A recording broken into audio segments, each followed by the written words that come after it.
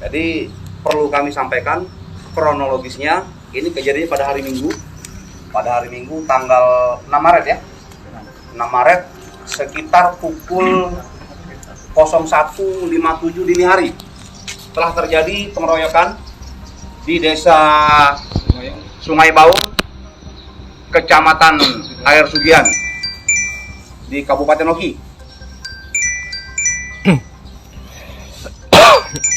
Lanjut, kejadian tersebut bermula nongkrong di warung kopi. Terjadilah keributan di situ. Kejadian tidak berlangsung terlalu lama. Saat terjadi cekcok, akhirnya terjadi keributan. Sekitar pukul 2:20 dini hari, petugas Polsek mendapatkan informasi bahwasanya terjadi keributan di warung kopi yang ada di Desa Sungai Baung. Lanjut, lebih kurang 1,5 jam perjalanan tim Polsek meluncur ke TKP.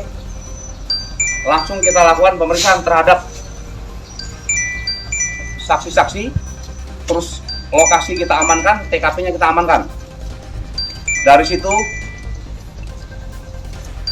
kita lakukan pengembangan, penyelidikan, langsung kita dapatkan 2 tersangka, 2 pelaku di lokasi. Lebih kurang, tidak berselang lama, mungkin lebih kurang 2 jam ya, 2 jam setengah lebih kurang. Setelah itu jam 5 atau setengah 6 pagi hari, tim kita melakukan rekonstruksi. Langsung kita lakukan rekonstruksi, kita olah TKP, yang akhirnya mengembang lagi, kita mendapatkan 2 lagi tersangka. Akhirnya 4 tersangka yang kita dapatkan. Alhamdulillah pelaku 4 semuanya dapat kita lakukan penangkapan, tidak lebih kurang dari 4 jam dari kejadian. Ini merupakan sangat cepat dan perlu kita berikan apresiasi. Nah, lanjut, saat ini tersangka sudah di sini. Kita kenakan pasal 170 ayat 2 KUHP.